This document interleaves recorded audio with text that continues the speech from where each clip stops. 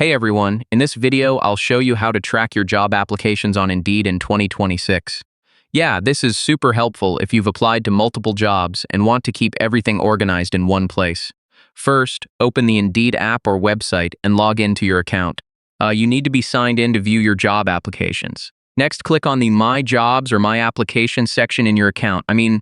This is where all your applied jobs are stored. Now you'll see a list of all the jobs you've applied for. Yeah, each listing shows the company name, job title, and application status. Next, click on any job to view its status. You might see statuses like applied, viewed, interview, or not selected. You can also open the job listing again to review the full description or contact information.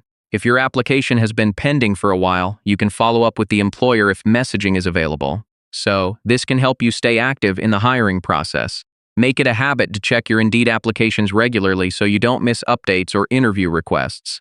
And that's how to track job applications on Indeed in 2026.